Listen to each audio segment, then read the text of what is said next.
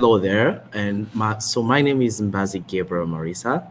I'm a youth from Tanzania, an environmentalist. By profession, I'm a forester, a graduate from Sokoine University of Agriculture. I founder and the lead scientist of Environmental Conservation Network. That is a network that is vesting the connection of environmentalists who are scientists, changing the environment arena in climate change, invasive species, wildfires, water pollutions, and all other calamities in the environment. So apart from that, I stand as a mobilizing the community. However, I'm a blogger who is inspiring the connection of the citizen sciences projects in a Pan-African language. So before trying to go to introduce you to the amazing panelists who have already pledged to be on the front line in making the greener festivals in the world, that at the end of the day is going to create a positive and a sustainable socioeconomic impact.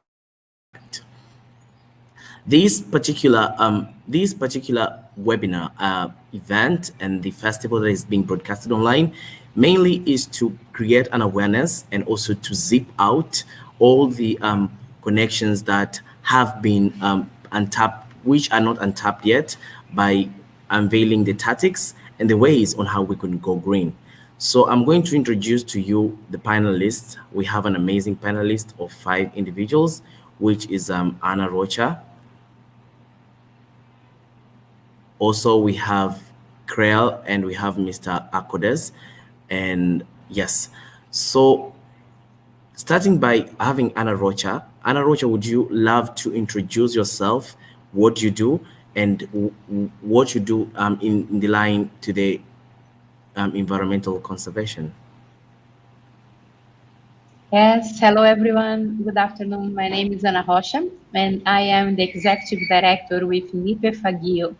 Nipe Fagio is an NGO working here in Tanzania and in East Africa. It's a local NGO, and we do basically everything related to waste management from the community perspective, from the environmental perspective. We also implemented a zero waste model here in Dar es Salaam, which is a decentralized and community-based zero waste model.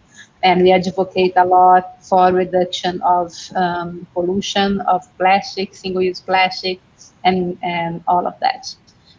So that's basically what we do the most.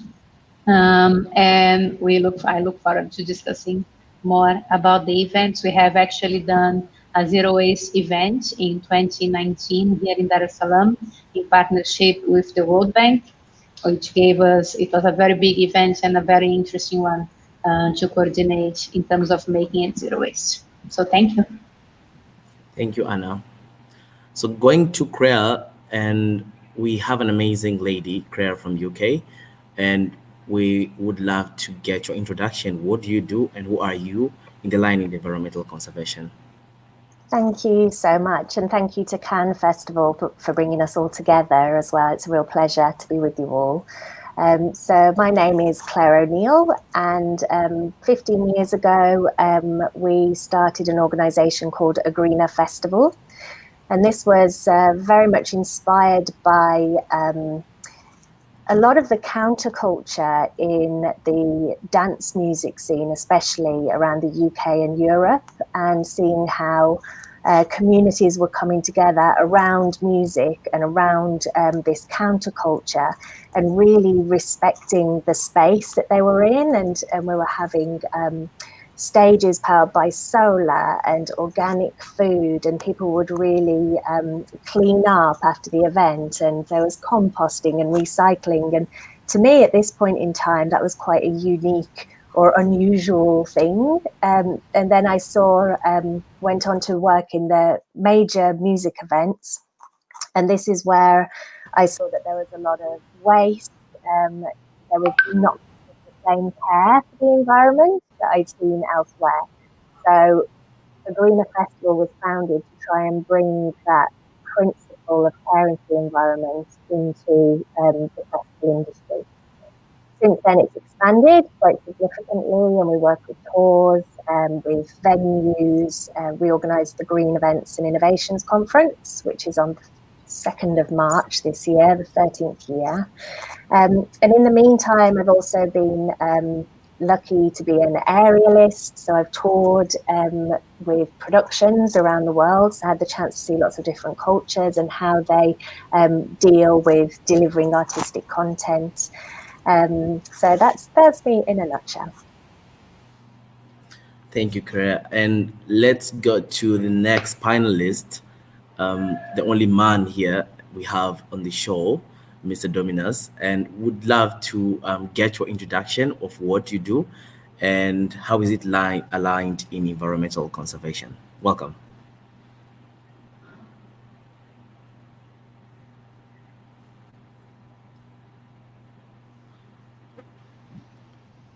You are muted, I think. Sorry. Okay, thanks. Sorry. Yeah, well, okay. So welcome, everyone. My name is Agus Dominus, and I'm the Sustainability Manager of Sziget Festivals. For those who would not know, Sziget Festival is one of the biggest festivals in Europe. We have a daily capacity of 90,000 people, 90,000 people.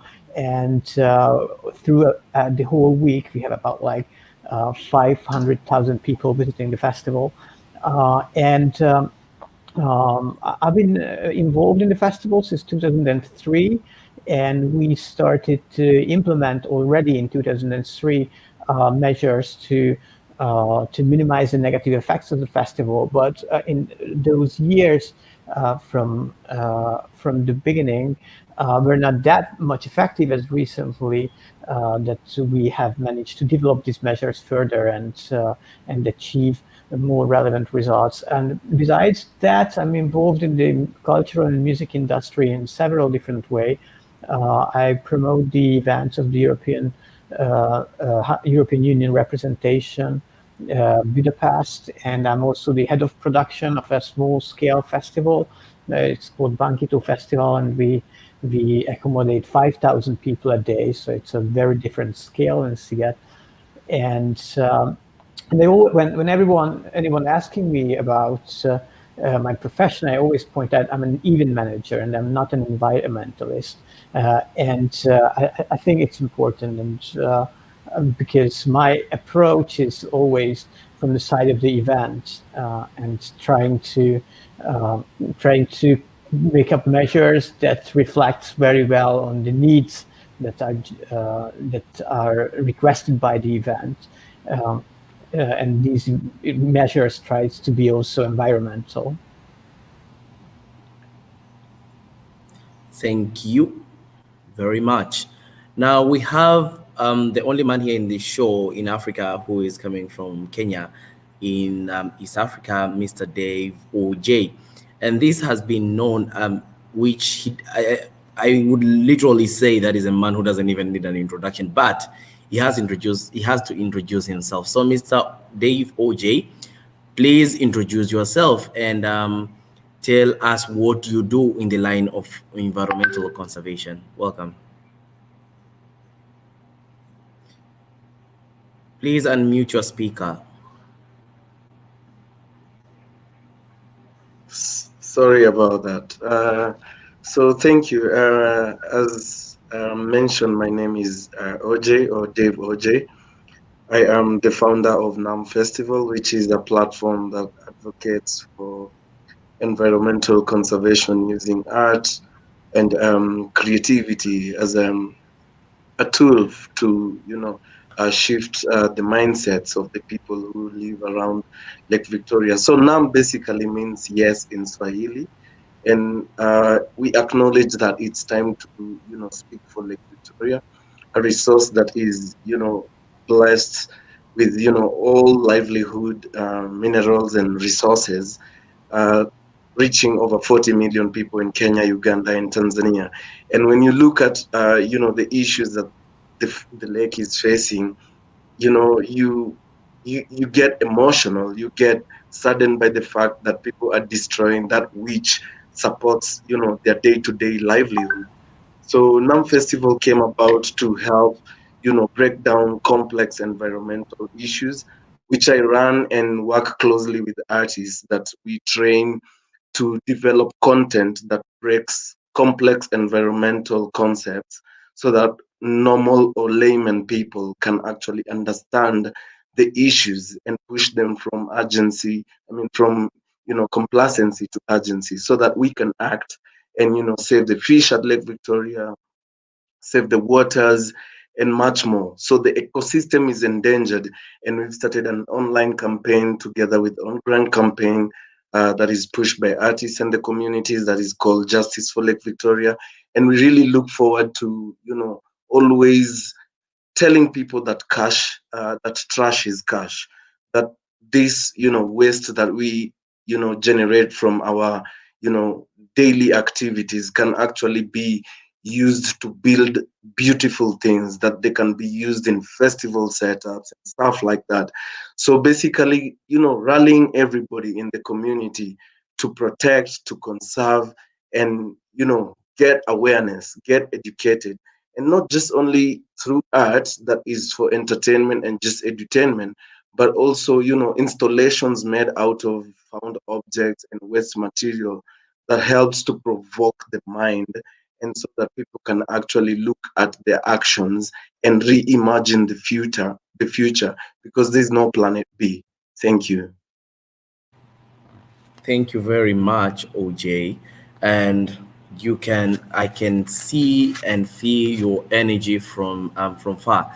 So going to stir up this conversation, which is we're going to have a candid conversation, right? And that's what we agreed, and that's what we graduated from. So we know that when we plan festivals and make partnerships and make sponsorships, we have a lot to juggle to make things happen, and we chase a lot of sponsors and a lot of partnerships, and we lessly think of the destruction which is going to be made at the end of the day. So, going to my next question, which why is it so important to be environmentally smart and during planning this festival?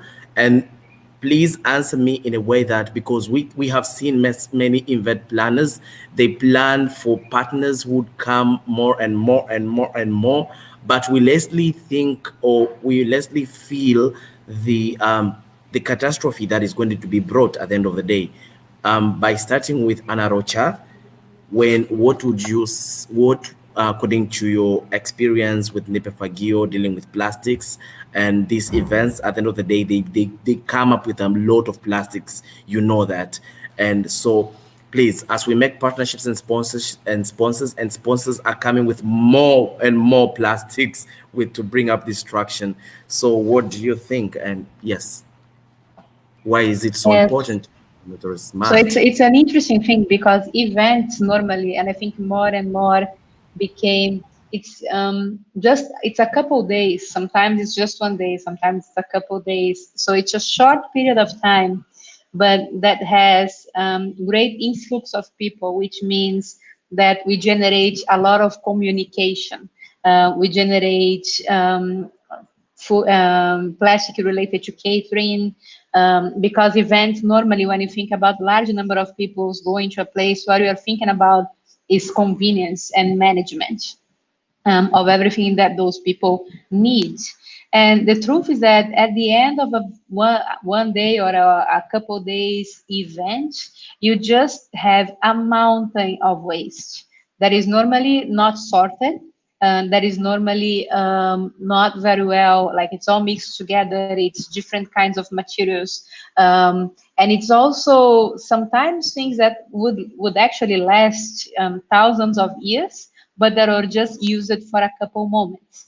And so when you think about especially single-use plastic, but you think about anything that's going to be used just for a couple moments, just for one day, just for a couple days, why would you make those things in materials that are going to last forever in the environment?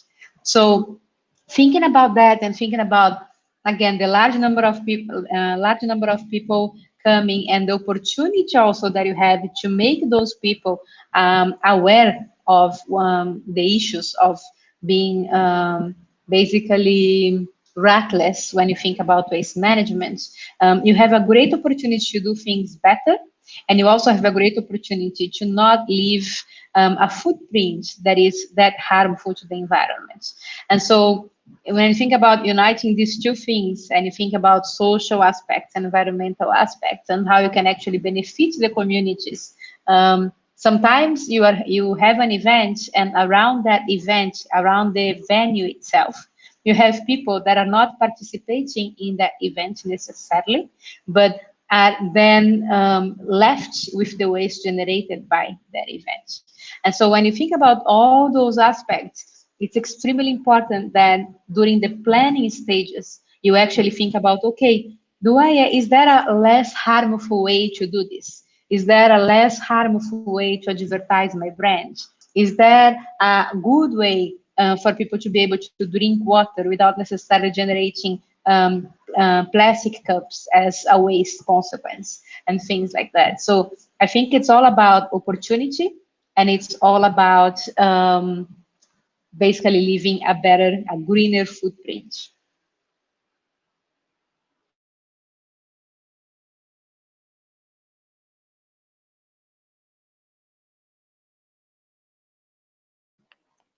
You're muted, Mbazi. Let's have to hear from Mr. Dominicus, and because you also consult these festivals and try to bring up people to think environmentally friendly, and you have been working with like you said that 5,000 people per day, you deal with them hand by hand. And so with your experience and exposure in the line of environmental conservation, why do you think it's so important of thinking before, while during planning, and who to come to sponsor what, and what's the impact in the environment at the end of the day? So what do you think, Mr. Dominicus?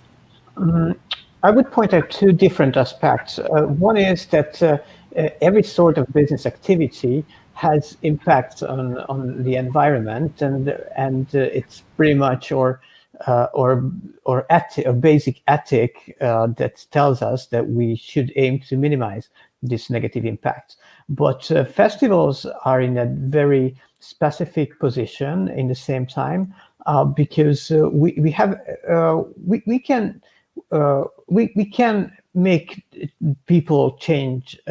We can change the people thinking. When youth come to the events, they pretty much open their minds. That's why so many commercial sponsors are taking part in the events, because they know very well that they can affect the people who come to a festival. They can sell their products to them, because when they come to a festival, they become open-minded and very curious and enthusiastic about new innovations, new thoughts, about meeting new cultures, and so on.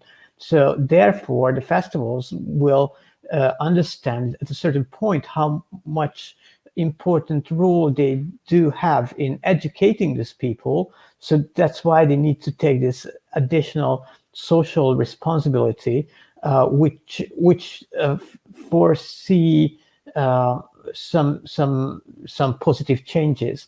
And when so many people come together, as Anna said, they will generate huge amount of waste, massive waste, and that's a very spectacular and disturbing thing that people see, and people start expecting these festivals to do something about this situation. But it's not even waste being the more significant negative impact. Sometimes we see that it's sometimes it's transportation. So, and but still, events will try to focus on those measures that are the most spectacular. And why? Because that's how they can teach the people, and that's how they can be can stay creditable to the audience. We should not start telling people about how to live a more sustainable life without that we do measures ourselves, and because of that, we have to make visible measures, but that people can see, so that they will see we see us as creditables when bringing up sustainability topics. And regarding your other question, that's how shall we involve partners? That's a very complicated area, I have to say, because festivals in this scale are very much commercialized, and they need commercial partners, and these commercial partners are not always that much conscious about sustainability as the festival itself. And sometimes the festival just don't have the option to pick some partners and to refuse other partners, because festivals do need that income. And there, this long negotiation starts with these partners, that how their presence on the festival could be benefited somehow from the environmental aspect. Like we work with Coca-Cola, and Coca-Cola, we all know that is just simply the biggest polluter of the world, and Sziget still need to cooperate with Coca-Cola. And in the end of the day, we can involve them in our environmental projects, in our environmental measures.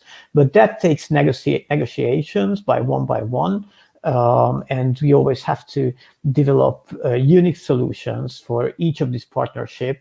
That's how to make sure that we don't lose our creditability, because that could be one problem. That's that people would just not believe us if they see us cooperating with a polluter. But with strong cooperation, we can result some joint efforts that are relevant to becoming more sustainable. I've got one point from Mr. Dominicus. So we come to realize that the sponsors and the partners and the partnerships we make, CREA, these people they only think about the environment once it stops them from selling. But environment is not their core of selling, is not their core of operation. So by answering this second question, which is why it's so important, and thinking while planning and who to welcome and who to bring in, keeping it in mind that these people that we bring in, they are not environmental conscious. They only think about environment when it stops them from selling. So why do you think it's important? And this why also you have to explain it to the person you're making the partnership with, and yes. It's been quite an interesting journey over the last 15 years. When we began speaking to events about sustainability, or talking about the topic of sustainable festivals, it was really classed as something as a sideline, as a nice to do if that's part of your brand or identity. Whereas now, as the issues have become more critical, such as there's starting to be treaties around climate change, or in the EU, there's the single-use plastics directives. There's laws and legislation that are coming into place because of the level of impact of pollution or of climate change on a way of life and on business, essentially. So what used to be a nice to have and an optional is becoming increasingly an essential. And you're right to say that it's many brands, many partners, many sponsors don't have sustainability as their main driving force. But that's not to say that it's not becoming more so, because of the fact that there's more awareness in the public about the issues that we face, such as ocean plastics or food waste, etc.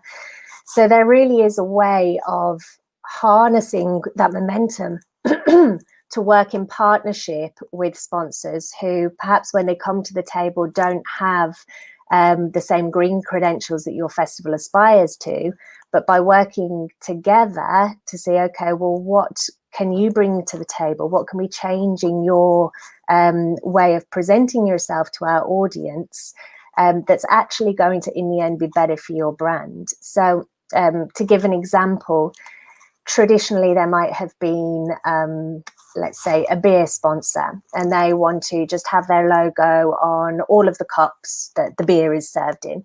And so what happens with their brand in the end is that it's littered all over the floor, being trampled on, and ends up in a big heap. So they're basically sponsoring a pile of rubbish.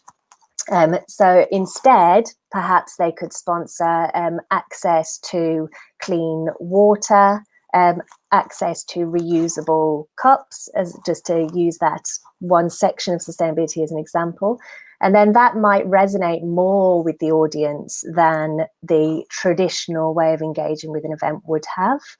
And just to echo the other speakers so far, it really, it can be more economically sustainable for the event if they have less waste to deal with, if they're using less fuel, if there's less materials that are from virgin sources. So if you're using recycled, reclaimed materials, you can actually make your event more efficient, but also more unique, because you're not just using the same blueprint as everyone. You have to be more creative to make something that takes a different route.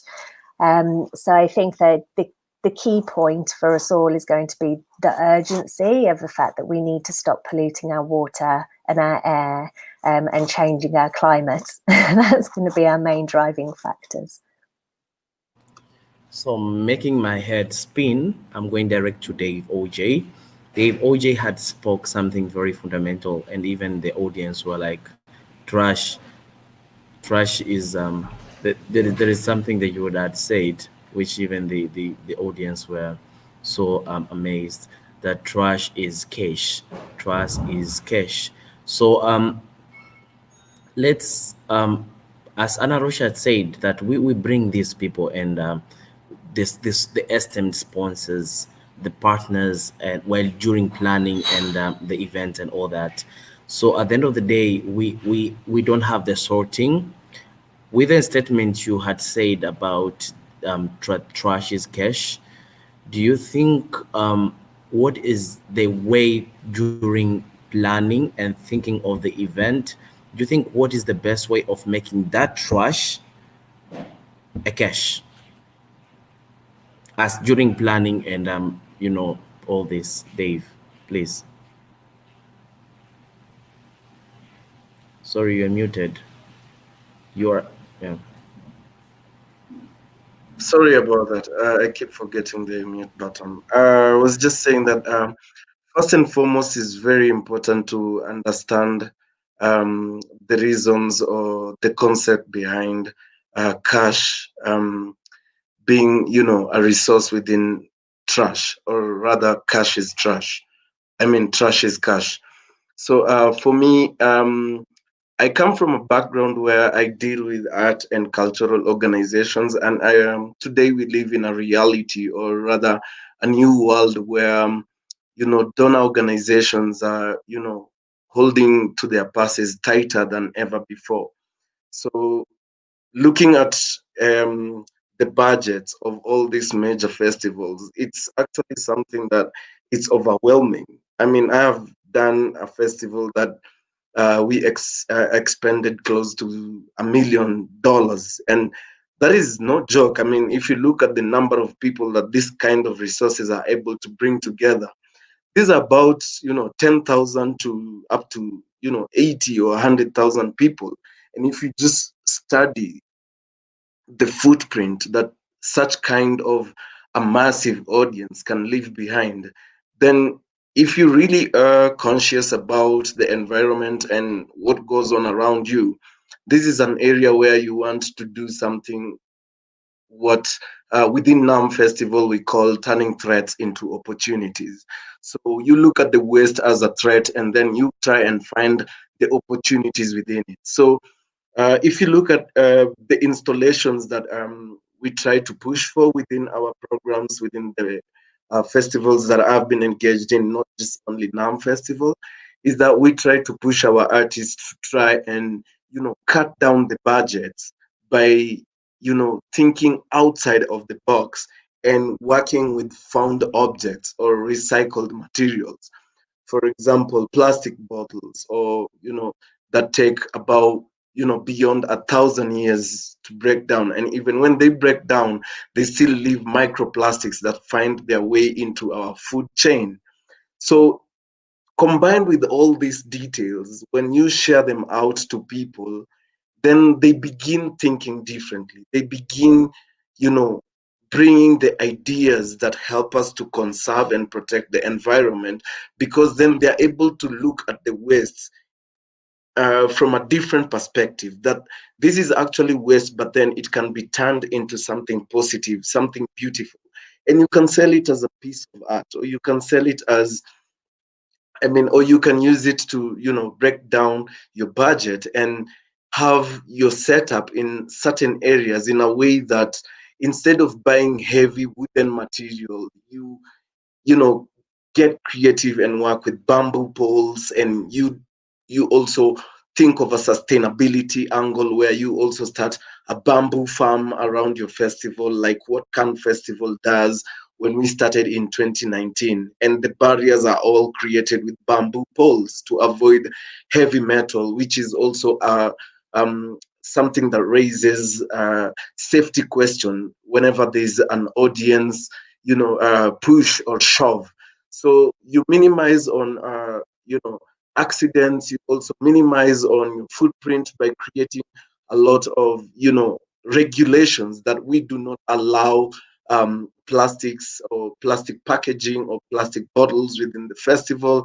And then you create an alternative to support, people's choices, whether it is bamboo cups or whether it is paper cups, and how that is turned back into the counter for a new one, or rather how it is collected through clearly marked, dustbin pits, where you collect the solid and the non-solid waste or organic waste, and how also that is created so that people can actually see what is made out of this waste in some sort of an exhibition, so that someone actually understands how the waste is broken down to something meaningful that can actually bring back money. Because all this has to revolve around profit, people, and the planet. So just to finish on that and why it is important to be environmentally smart, it's because we know that resources are really hard to raise. And once you raise all these resources, you just don't want to burn them at an alarming rate because it's available. And even when it's not available, you want to be creative on how you get stuff done with your props, with your setup, and stuff like that.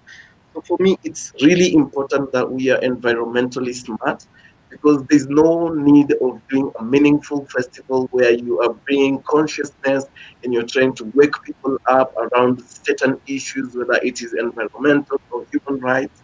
But then again, the bottom line is, how do we bring people together to show that we have some resources in the waste that we generate in one way or another, and help people try and break down, waste conservation steps right from their kitchen, in their homes or in their offices or wherever spaces they may be. So OJ, you said it all. Now, this has given me the idea on that these ideas have a great impact in Africa and the world at large. Now, and not because looks like the potential partners and sponsors come from the Western countries, come from the developed countries, and all these donors, the rich people who could keep money in the festivals, the use of arts, mostly it's supported by the Western people. Now, going to the panel and trying to shoot this question that we want to know that this Going Green Festival planning, which Mr. Dominicus had said, Ojay, Creel, and Anna Rocha. Now, going straight, because if it starts from the Western country and who are usually are the main sponsors. And we as Africans, which now we are now innovators, bringing up more ideas, trying to bring artists on board, and trying to create a space that this all trash is going to cash. Now, I want to learn, and the audience would love to learn the potential of the Going Green festivals, or trying to pull the sponsors and partners, planners to think and act environmental friendly. We would love to hear your perception towards sustainability in Africa, because Africa looks like we are the victim at the end of the day. And also the potential benefits that the stakeholders, or the stakeholders bonds to the festivals, who welcome to the festivals, what are they going to benefit from this strategy that we're all planning and coming together? So going straight to Krell, and you as the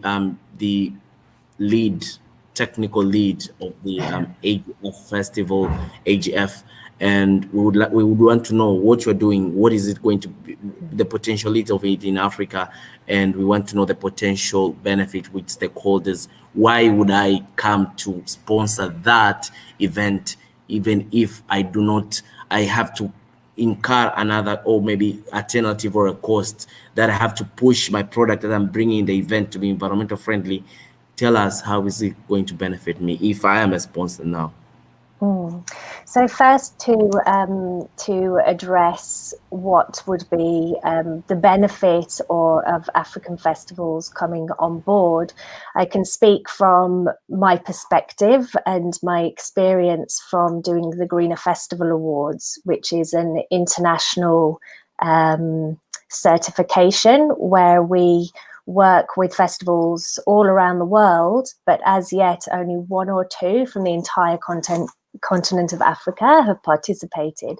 But we have a large number of Australian, American, European, some Asian festivals who apply, and they go through a process of looking at their entire event from an environmental perspective. So they'd look at transport, waste, water, local ecosystems, communication, local community impacts.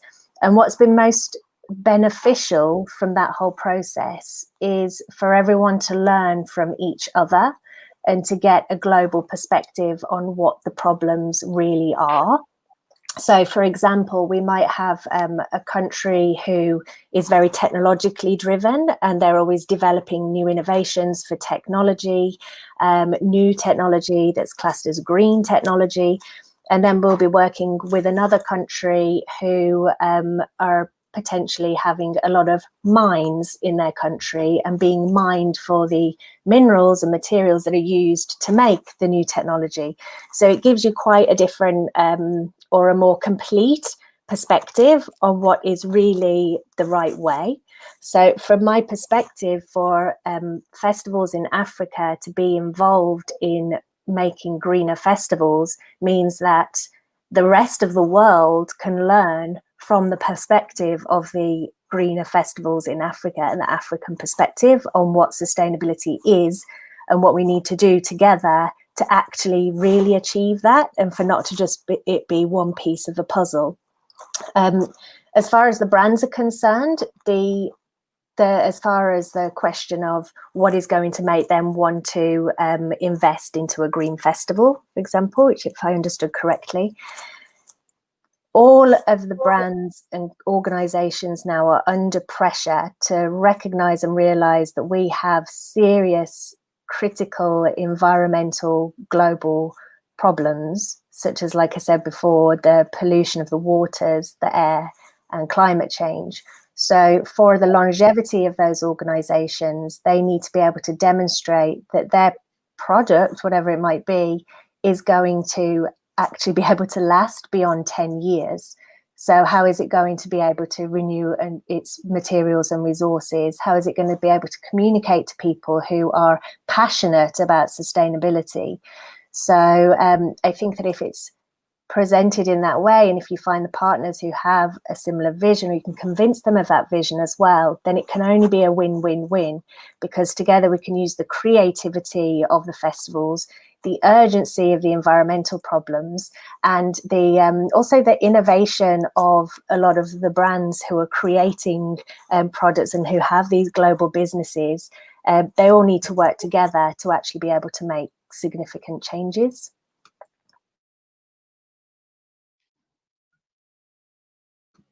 Oh, you're muted, Mbazi. Sorry.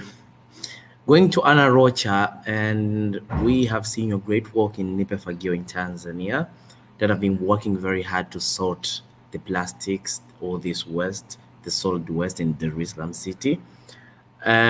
During this planning, as we talked about, now what you're doing, it is non-negotiable that it has the whether it has the potential or relevancy in Africa, and now your perception as the anti-plastic lead in Tanzania, please. Now, why and how can we convince the stakeholders to come and invest in an event or a festival or conference which it has zero plastic sense? And it really doesn't make sense, because I'm a businessman. Like, let's talk, people are business people. You see, they much more into making money or selling up their brand. Their plastic it now looks good before the other one, which was like this one. They would want to showcase it in your festival. And yes, how is it going to benefit somebody who has invested in plastics already? Anna? So I think when you think about convincing people, like when you're talking about convincing people to change the status quo, to change the way that they have always been doing things, then it all comes to reasoning, and it all comes to offering alternatives that are also sexy and interesting. I'm a graphic designer by formation. And normally when you have restrictions, you need to be over creative to be able to go beyond those restrictions. So when you actually have restrictions to the materials that you can use, sometimes you are very creative and you create something that is very unique. I think as Claire was saying, we are in an era now that it's hard to, like, if you think about coming and doing an event in Tanzania, for example, there is good likelihood that I'm going to do a waste and brand audit after your event, that I'm going to publicize, and me and other NGOs, you as a polluter, as your materials are ending up in the community. And so you don't want that to be the case. You don't want to have your brand associated with like negative perceptions. So the best way to think about it is about, okay, how can I still have my logo out there? How can I still have my materials out there without having the negative perception to it? Just getting a hook on that one. When you think about Africa, and you think about, we are very, very good about, like, lately people have been talking a lot about zero waste shops, for example. Any village in Africa in the middle of nowhere has zero waste shops that have been there since the world exists. You go there and you buy rice or you buy oil, all of that without packaging, all of that without plastic. So if we can do that, and if we have such an expertise on how to do that in the most convenient way for hundreds and hundreds of years, why cannot we do it better in the events with a little bit more glamour? So we can do that.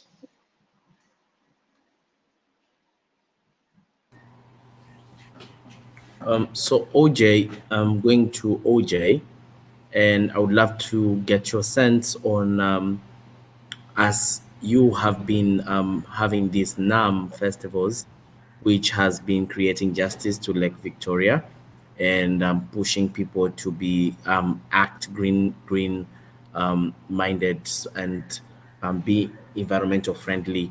So you, according to experience as a technical lead in Naam Festival and the founder, I would love to get your perception on how can we go further on this, especially in Kenya. Would love to know. Yes, please. So I think all this push towards making festivals green and sustaining it across Africa is long overdue. And I think there is need for all the festivals that are already conscious in one way or another, along with their partners, to come up with some or lobby some sort of law and regulations. Because, for example, in Kenya, there is a process that you have to undertake in order to get permits to set up your festivals and events out there. And now with COVID, there's even more regulations on, safety and health concerns that need to be put in place. Now, if you look at all these, some of them need some sort of enactment, probably through parliament or through the courts or whatever. So why I say that is because there's some sort of regulations, like Anna was saying, that sometimes pushes us or pushes the mind to be a little bit more creative and think about their actions and things that they are doing and the consequences around them. So that we become more responsible in our events planning, whatever the case may be, whether it is an international event or it's just a local event for local people, then there needs to be some certain checklists to be um, looked at in terms of what a festival needs, so that it gets the permits or it gets the permissions to go ahead. So from security and health, and think having the environmental components with its regulations being added to this would be really meaningful in having this conversation and this intervention sustained. For example, if you look at the social change um, policies, you find that it's happened. If I can point an example with Naam Festival, where we were having a sponsor that was bringing some money to an event that we were doing, but then in terms of the things that the sponsor needed, or rather the agenda that the sponsor had, it was a little bit annoying to some extent, because then they kind of turn around your entire agenda, which then changes your impact or whatever results you are trying to seek. Because in terms of even just how they want to push the publicity agenda, physically at the festival, they are usually heavy with plastic materials like the banners and stuff like that, and how they want to decorate or prepare the look and feel of their stations or their what we call their vending booths. So once we have all these regulations and tick boxes that need to be checked, we ensure rather than going for plastic banners, we are going for cloth banners. Rather than going for the setup, which is done with heavy material that is plastic, even the packaging, even just how do you control the waste collection? How do you collect, gather the waste and then dispose it?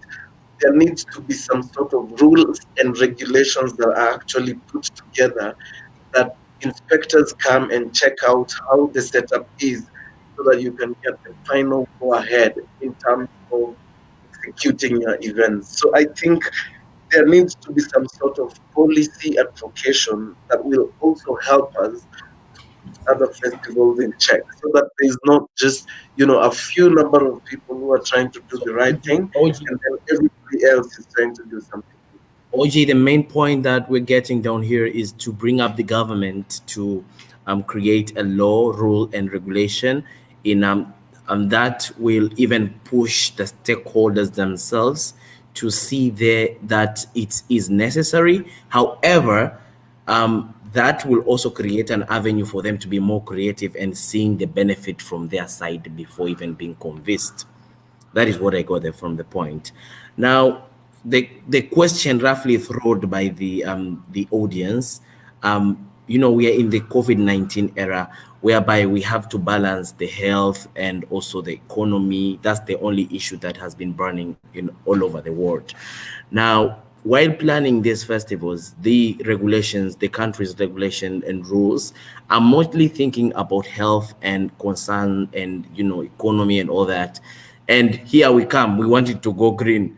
So it's somehow insane, you see. So let me throw this question to Dominus. And so in this COVID-19 era, how are we going to balance this? Because they speak about health, they speak about social distance. We want green. You see this is a contradiction? And you know,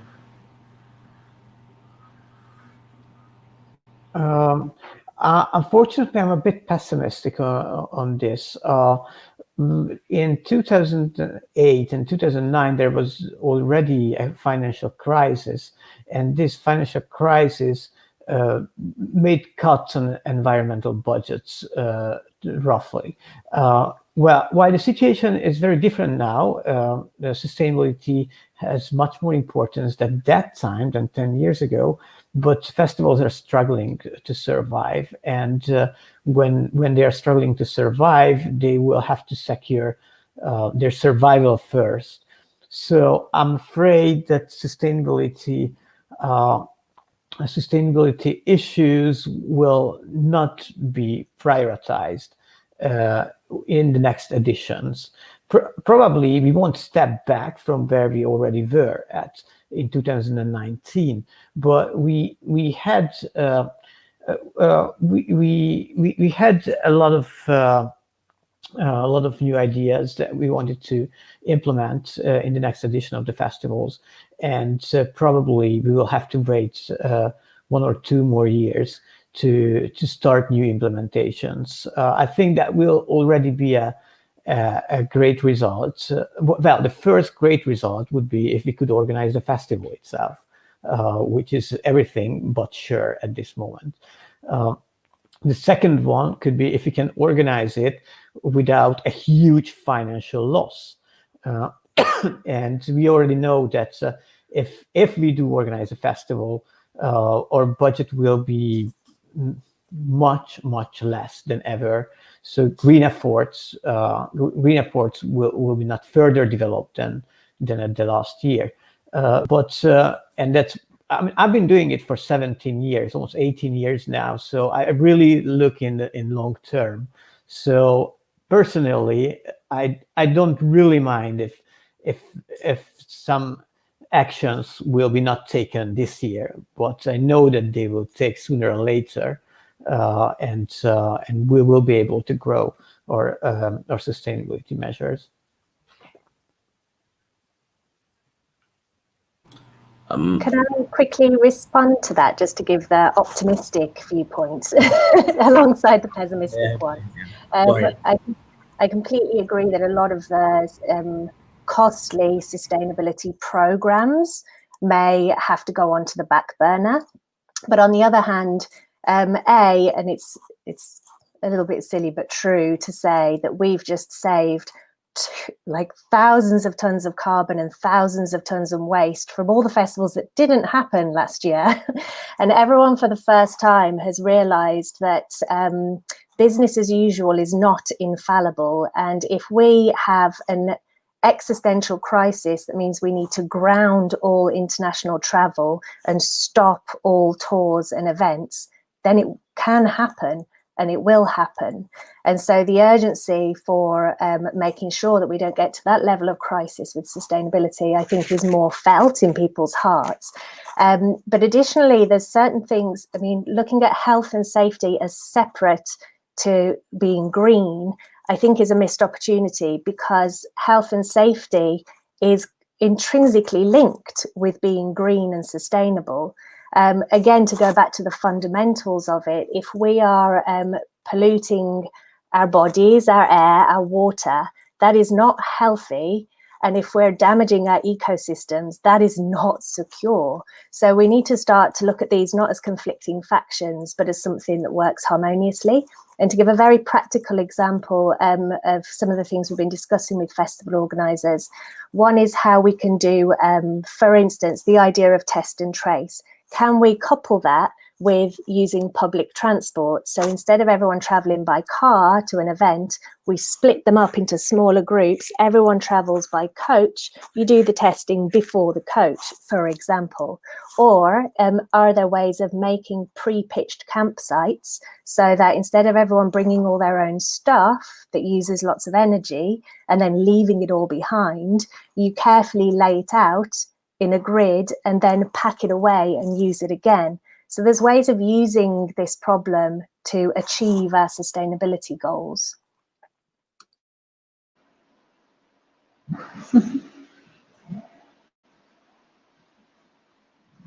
Can Anna go first, please? Sure. I just think that we are in, like, not exactly by choice, but we are in the most unique opportunity that we have ever had in our lifetime and our generation to actually make things different. And I think it's time for us to think how different we want to make things, and different for the better or different for the worse. So if after everything that we have been through for the past year, the only thing that we can think about is that we need to rush to get the economy running, and we need to make more money and throw more money out there, I don't think we have learned much about the crisis that we have been through.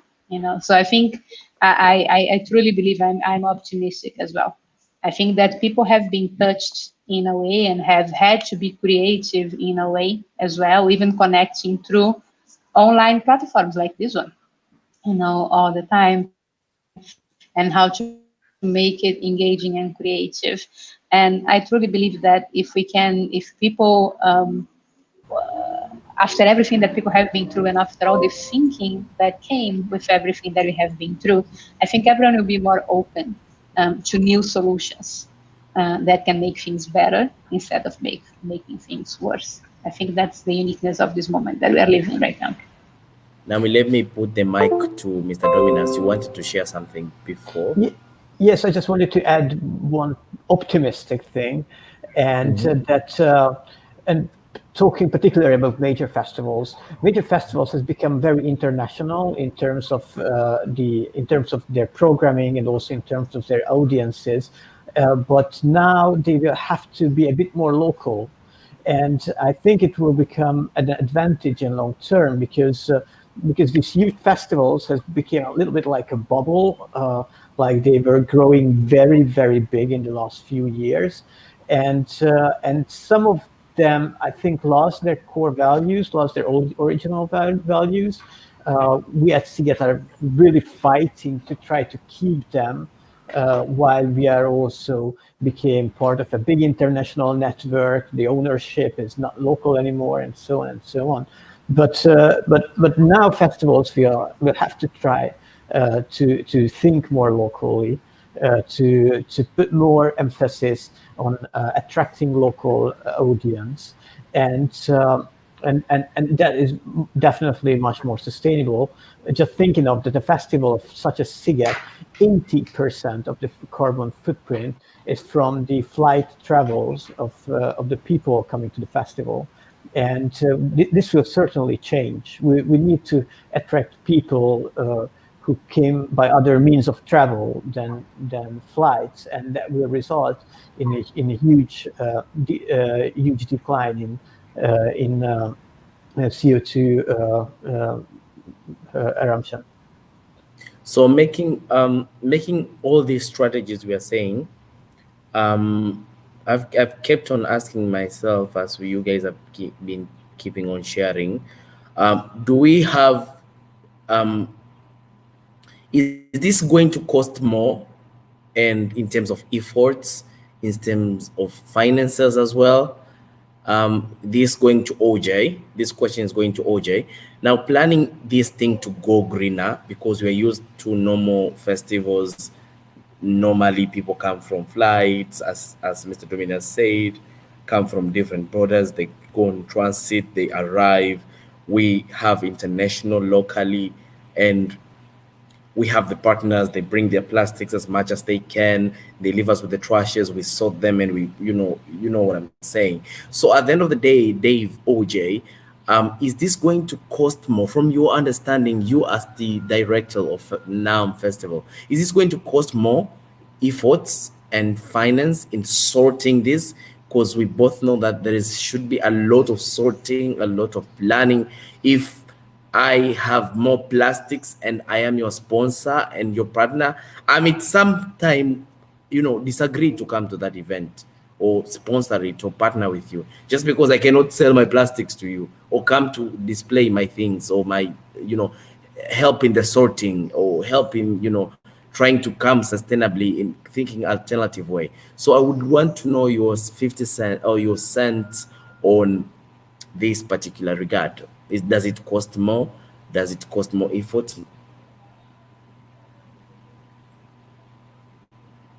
Sorry, you're muted. Yeah. Sorry about that again. I think for me, I like to think COVID is a blessing in the disguise because um, it's a reset button for us to think of how we are treating the world. And you imagine if the virus was because of untidiness or um, garbage on the streets, places being unclean. I think by now the world would be very, very clean. And then if you look at the regulations around it and what it means in terms of financing, I think, of course, there are going to be a lot of shifts in how festivals will be run or how events will be set up going forward. Because on one hand, there is the question of health safety, and on the other hand, there is the question of environmental protection. So if you look at the politics, if I may say, around waste management and plastic pollution.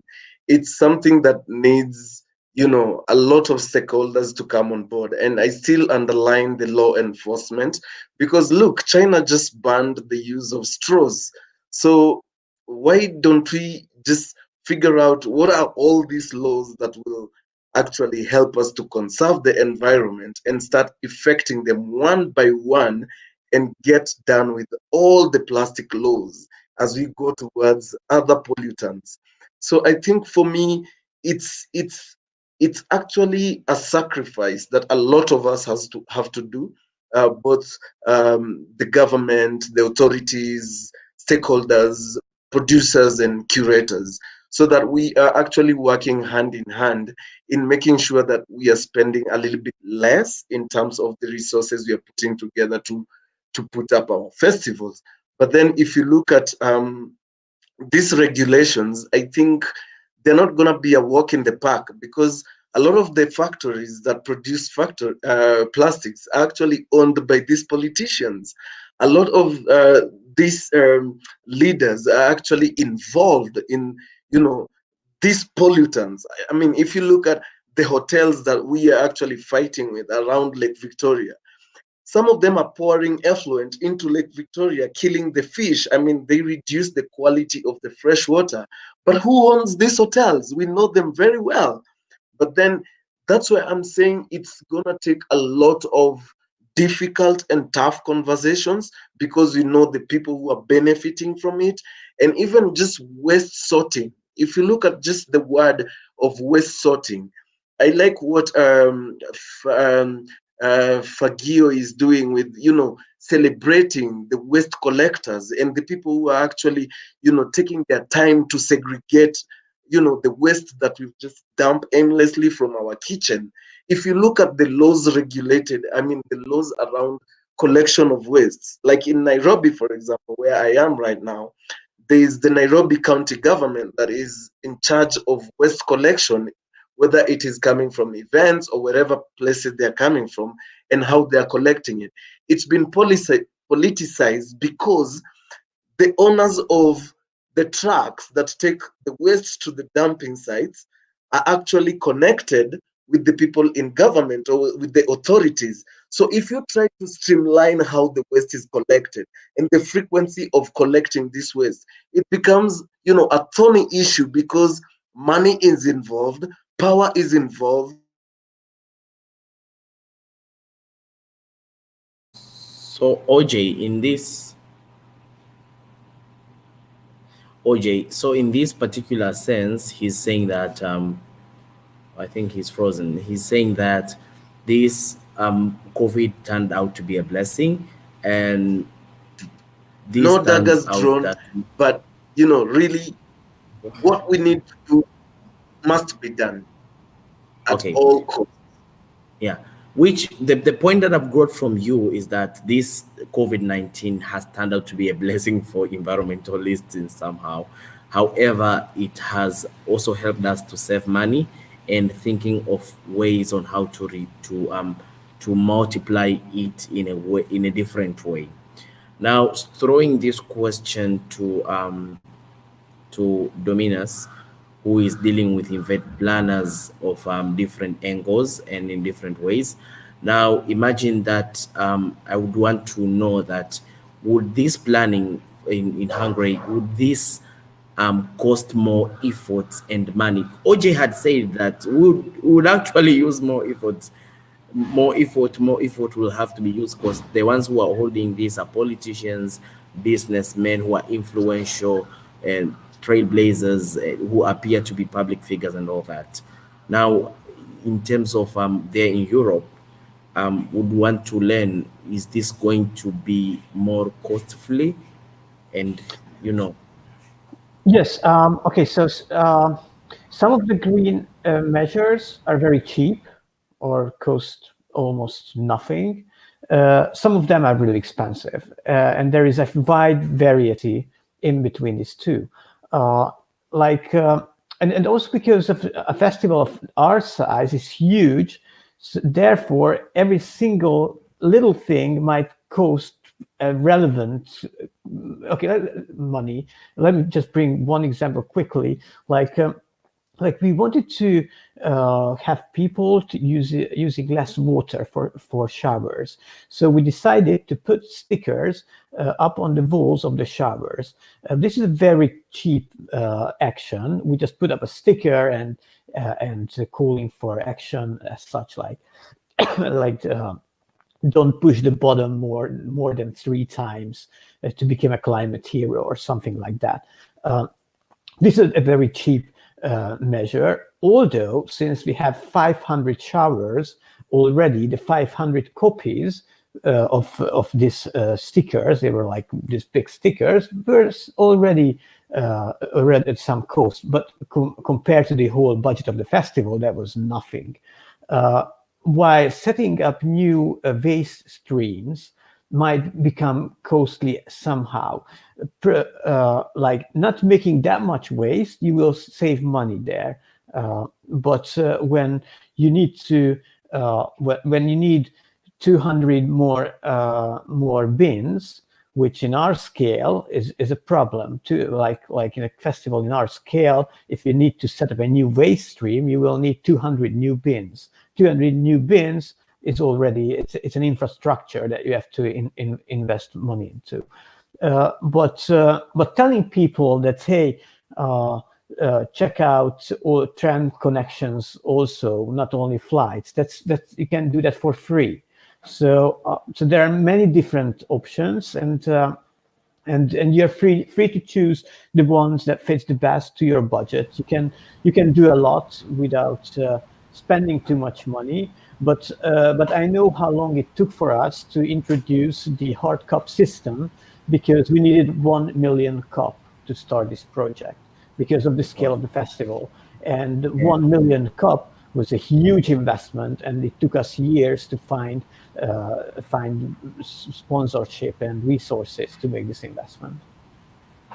Thank you, Mr. Dominus. We got some points there. The point that we got from you is that it's somehow costly and somehow not costly, but most of them, since the building a system is among the very painful process that we all know here, and building such a thing that it's going to be magnificent in the next 5 to 10 years. Now, going to Anna Rocha, you have been dealing with recycling, sorting, celebrating the waste collectors. Somehow, somewhat, you have been dealing with challenges which are not tapped. Now, you are told to prepare an event that will connect the whole Tanzania, and it has to be go greener. So I know that there is some painful process that you have to go through them. Now, I would want to understand your attitude toward this. Do you see more painful in terms of cost and efforts, in terms of organizing it, trying to sort a new system which has never been existing there before? Yes. So I think it's always painful to change. Changes are painful, and you're trying to bring change. You're trying to get people to think differently. You are trying to build systems where systems are not available. We are trying to change things, change systems where systems are available. So there is pain in all of that. Yes, there is. But at the same time, there is motivation. Like you do that because you see the reason behind. Um, I think that it's interesting because I am a kid. I'm Brazilian. I was born in Brazil, and I was born in Brazil. And when I was like in first grade or second grade, that's when we had Eco 92, which is like the first green conference that happened in Rio in Brazil.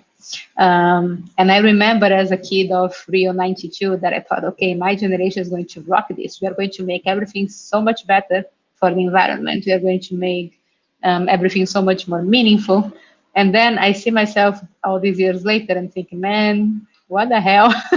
Like, what happened? How didn't we actually make that better? So now with COVID-19, I wouldn't say that it's a blessing because I think there is too much pain involved to call it a blessing. But I do think there is an opportunity to change things. So I think when you think about, is it painful to promote change? As it is, it's difficult in so many ways. People are not always willing to change. But there is meaning behind it. And that's, I think, why we all do it. Anna, for your. Now we have got a question from the panel, from the audience. So they would want to know, because at the end of the day, when we close up, we would want everyone to pledge, to give out a word. At the end of the day, Claire, Dominus, Dave, Ojay, Anna, Rocha, what is your word? Because we have said, we have shared, we have seen on how we can avoid this cost, on how does it impact in Africa. So they would want to know the tactical steps that we can take in moving forward in creating the greener Africa. However, how can we start engaging the greener stakeholders in our events? So I would start with Anna Rocha and go to Mr. Dominicus, then Ojay and Claire will close. Yes. Please say your pledge your tactical steps toward achieving this. However, how can we, or how are you pledging to start bringing stakeholders who are environmental friendly, and what would you advise? I think the way of doing is just thinking. You need to be aware and think about it all the time. So it's just about not going with the most usual or most convenient way, and actually thinking through what you are doing. So if you are organizing an event, if you are organizing a meeting, if you are bringing people together, if you are organizing your household, if you are organizing your office, is keeping your eyes looking for opportunities to do it better, to generate less waste, to consume less fuel, to consume less power, to be creative. And so how to start? I think the first change needs to happen here. Like it's here that it happens first. And I think keeping our eyes open all the time for the opportunities that are right in front of us. on how we can do it. I think that's the most important thing. I work with this pretty much all the time. We were even able, as I said, we were able to convince the World Bank last year to do a zero waste conference that is quite a big one. And the opportunities are there. People, if you bring the arguments in the right way, people, I think more now than ever, would like to listen. And so I think start with here and try to bring more people together. Thank you. And let's go, Mr. Dominus. What do you pledge on this? Yeah, but I just wanted to touch on these tacticals. I think tactically the most important is to have a strong will from the management side. It's not enough. It's not enough to have some enthusiasm towards green efforts, but there has to be a strong will from management side to be really effective. And on the other hand, one of the conclusions that I made is it's really important to have someone assigned to the sustainability measures, or someone like a sustainability manager. The sustainability efforts to be implemented, it needs such like a holistic approach on the whole event management process. It needs someone who knows issues regarding catering, who knows issues regarding technical implementation or logistics, and that needs someone with the right expertise, and someone who has enough influence in this every different department, and this influence, the authorization for this influence can only come from the management. So that's, I think, the first thing to do is to set up an organization that could support green efforts.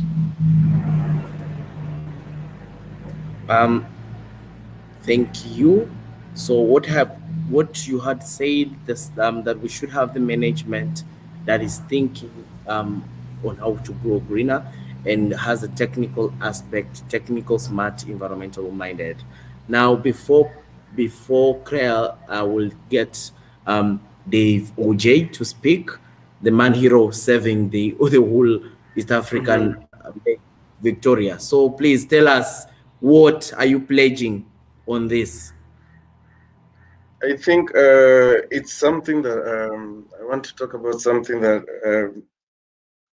we started doing, and this is really creating a certain norm on how the design level of festivals is initiated, so that then when you're going through the power of imagination that helps you to put together what you envisage or what you visualize, then in that process there, when you're designing and curating these activities or festivals, you're able to see alternatives, so that in the place of wood or plastic, how can I use some sort of waste cloth in the place of um, heavy lights that use a lot of electricity? How can I work with candles that have burned in churches, and they're left together as waste, and you boil them together and you create massive candles in big containers. So it's really about you designing what you are trying to imagine, and at that design level, what we try to push for is, let us dream for the biggest and the most quality event ever. And then you start working with the reality and realizing, I cannot get all these LED screens, I cannot get all this lighting, and then slowly you start coming down to your reality. And if your reality is X amount of $1 million, you try to work with even half of that so that you can save. And when you save, you're able to say you got some money back in from the efforts of conservation, and that money goes back into your conservation programs that are going to help you to put your festival on a green path. And finally, just to say that we need to also start thinking about the impact. We need to start thinking about the take home for our audiences. We tend to talk about the look and feel, but we don't really tend to think about what is that experience, what is that take home for all these festival goers when they go home. Is it just the entertainment element? No. So for me, I think we need to pledge, or we need to work towards getting something slightly more on top of the entertainment as a take home for the audiences that is strictly underlying the efforts of conservation, so that when they come to these festivals, they're actually being walked through these efforts in one way or another, so that they can understand them and try to implement them in their spaces, whether it's at home or at school or whatever other spaces. So the impact for me is something that we need to think of when we are designing, and how we can, break down our budgets when we are imagining our events, so that this actually sets us on a norm that helps us to, create a culture that is, attractive to people and helps Attracting to people to people understand, to yeah, be and to help ever, people to yeah, own the process. yeah. Thank you for creating the so OJ has been administered before putting Claire on the speaker, which is going to be the last speaker at the end of the day. So OJ has been saying that the only way is being positive and making people to own and feel that there is a need to do this by cost cutting, thinking locally, designing, and all that. You have said it all, man. And you, as a hero, which most of East Africans I aspire to be, saving the Lake Victoria, and trying to be audacious with it, trying to say that I need justice for Lake Victoria. And who does that? OJ himself. So putting Claire O'Neill from to the audience. Well, I'm aware about the awards of the green festivals you've been carrying out, and you're trying to pulling up the festival designers, if I'm not mistaken, to compete for the awards, to apply, to get certified and all that. And we have been following you up, and the audience, some of your audience have been a very great member of the festival certification and all that. Now we would want to hear your word to pledge on the tactical ways would you use in making the greener festival certification more sustainable, more useful, more realistic, and however permanent. Yes, and with uh, impact to African countries and the individual stakeholders. Please pledge, Claire. I will pledge. I will pledge. So I would say, firstly, we're going to put into action and already have started this process of bringing the training from all of the knowledge and experience of the global network of a greener festival into Africa, and working with partners through everybody here on this panel, the viewers, and with KAN Festival, so that we can share all of that knowledge and learning for what blueprint has currently been made to make a greener festival. The purpose of this is so when festivals want to apply for a certification or want to make the festivals greener, there's a growing network of African assessors who can own that, shape it, take on board all of the local issues, problems, opportunities to help to shape the greener festival certifications and assessments for their location.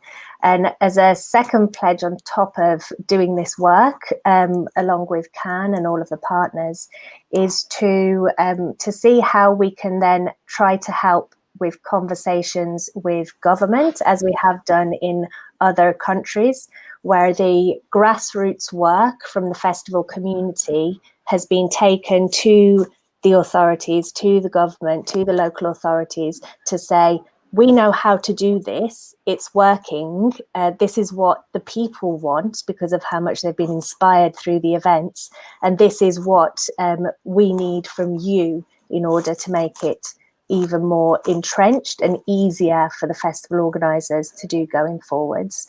So training, certification, knowledge sharing, staying in touch and continuing this relationship that's begun here. Thank you very much, Claire. And so we are very grateful of having you around, and the pledges you have been pledging have been very fundamental. So the KAN Festival actually has been looking forward to host more and more events which aspire the African countries and its stakeholders from the Western and the local ones. So we are so much grateful in implementing the African Development Agenda, a people emerging, whereby this year, we are taking place online and an on-ground CDC in Usa River. The festival is going to have an event which is going to be online with CDC Usa River in Arusha. So please, so much more, and the tickets are available. Taking place on 28th, 29th, and 30th of January in the KAN. You can be able to see all what KAN Festival has been doing, because we are now trying to have a green festival. Now we're gonna have the music artists, the workshops. The tickets are available now, and you can see the whole show in the social medias of the KAN at KAN Festival. And on behalf of the KAN Festival, I am very grateful, and I would love to extend my gratitude to Anna Rocha, the Executive Director of Nipe Fagio, and the team. Please, thank you. And Dave Ojay, the man hero, legendary, who doesn't even need an introduction, who has been saying we need justice for Lake Victoria. Talking about Dominicus, today it has been our first encounter, but I've learned so much, many things. I personally, even the audience itself. And Claire, you are doing an amazing job of bringing all this festival together and pulling up certification for them to go greener. So we are very grateful, and thank you very much for your time, and your pledges are well taken. So I will be a witness to observe everybody in here in the panel. He's doing it better and leading so much money, people. I, your captain, Marisa, have been very humbled having you on board. Thank you. We have now arrived. Thank you very much. Bye. Goodbye. Thank you. Bye.